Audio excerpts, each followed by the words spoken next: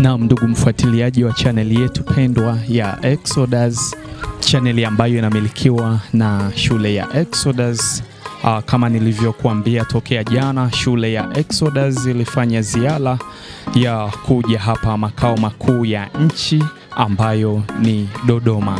Na hapa leo ninaenda kukuletea viongozi wa taasisi ya Nyamuge pamoja na viongozi wa shule ya Exodus ambao wataenda kuzungumzia masuala mbalimbali ambayo yanahusiana na ziara hii. Surprise ambayo nimekuletea leo ni kwamba ninaenda kutambulisha kipindi rasmi kabisa ambacho kinaenda kwa jina la Exodus Diary. Exodus Diary, mimi sitahoji tena, kutakuwa na maswali ambayo yanakuwa yameandaliwa, yanakuwa kwenye diary. Kiongozi atakuwa anasoma maswali husika alafu anajibu kulingana na vile ambavyo ameulizwa kwenye maswali hayo. Kwa hiyo ndugu mfuatiliaji wa channel, endelea kuwa pamoja na mimi. Nitakuletea matukio haya tokea mwanzo hadi mwisho. Asante sana. Karibu ndugu watazamaji kwenye kipindi cha Exodus Diary. Hapa nilipo nimekaribishwa na nakutana na diary ya Exodus ambayo imebeba maswali natakiwa niyajibu. Moja kwa moja naomba nikafungue ile diary niweze kujibu haya maswali ambayo nimeandaliwa hapa. Nikisoma swali la kwanza, naulizwa, tafadhali tuambie wewe ni nani pamoja na cheo chako kwenye taasisi ya Nyamuge. Ndugu watazamaji, kwa majina naitwa Mwalimu Alois. Mimi ni meneja wa shule za taasisi ya Nyamuge iliyoko mkoani Mwanza. Shule hizi zipo sehemu tofauti tofauti. Tunayo shule ya Exodus iliyoko wilayani Misungwi, mkoa wa Mwanza, lakini vile vile tuna shule ya Nyamuge Primary ipo mkoa wa Mwanza, wilaya ya Ilemela. Tunayo Nyamuge Secondary ipo mkoa wa Mwanza, wilaya ya Ilemela, na pia tuna shule ya awali Queen Victoria Nursery School ipo hapo Buzuruga, wilaya ya Nyamagana. Swali la pili ninayokutana nayo hapa, naambiwa tueleze kwa ufupi ratiba za ziara katika shule zilizo chini ya taasisi ya Nyamuge. Upangwaje kwa mwaka? Nikitaka kuelezea ratiba za ziara kwenye hizi shule zetu, ratiba wa mara nyingi inapangwa kimadarasa, lakini ratiba kiujumla kila shule huwa zinakuwepo kwenye kalenda ya shule. Hizi ratiba wa mara nyingi zinapangwa kwenye kalenda ya shule, lakini zinaenda kimadarasa. Coordinator mkuu anakuwa ni mkuu wa shule au mwalimu mkuu, ndiye anaye coordinate hii ratiba yote kwa kushirikiana na wadau wote, walimu pamoja na walimu wa madarasa. Kwa hivyo kiufupi nikisemea ratiba za ziara zote zinaandaliwa na zinawekwa kwenye kalenda ya shule na kuratibiwa na mkuu wa shule au mwalimu mkuu pamoja na walimu wote wanaohusika. Swali la tatu ambalo nakutana nayo hapa, ni nini ushauri wako kwa wazazi wa wadau wa elimu katika kuendeleza ziara hizi za mafunzo kwa vitendo? Ushauri wangu kwa wadau wa elimu pamoja na wazazi, tukiangalia mtaala mpya ulioboreshwa, inatuhimiza sana tufundishe watoto kwa vitendo na watoto wajifunze kwa vitendo.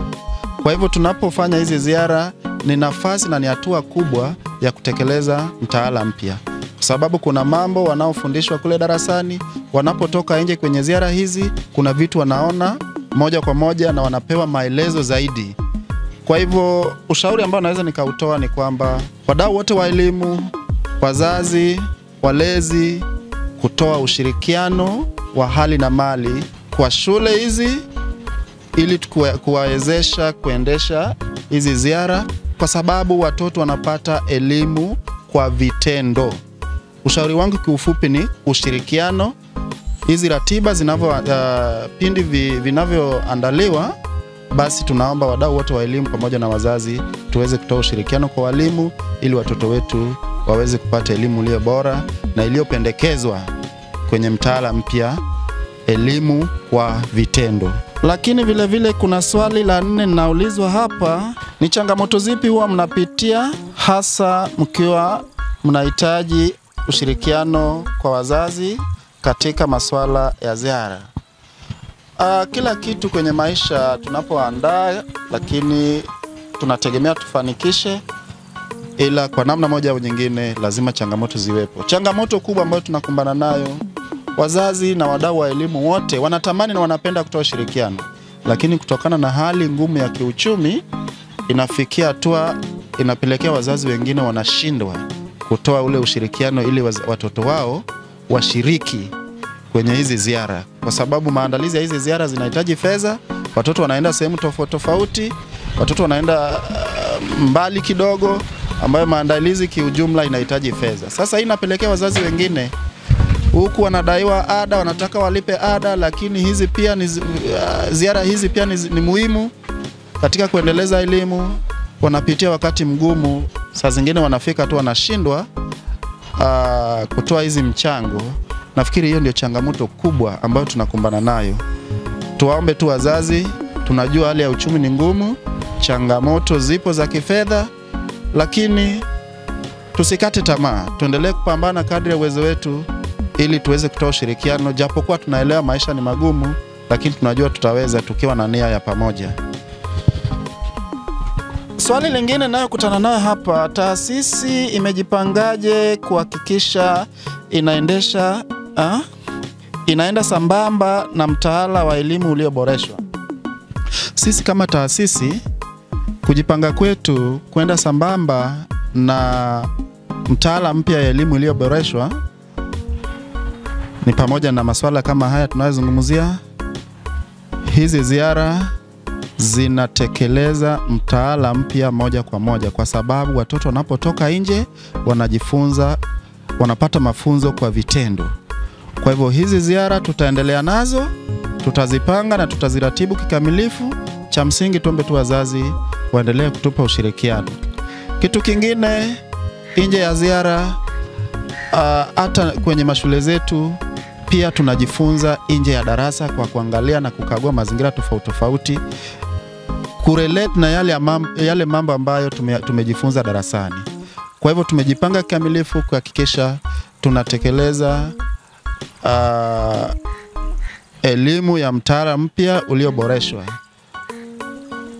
Vifaa vya muziki, vifaa tofauti tofauti tumekisha nunua kwenye shule zetu. Kwa hivyo unakuta watoto wanaonesha umahiri yao na kujifunza mambo tofauti tofauti na kufanya kazi za study za wanafanya mafunzo ya study za kazi. Nafikiri haya yote ni mipango ambayo yamewekwa kwenye mtaala ulioboreshwa.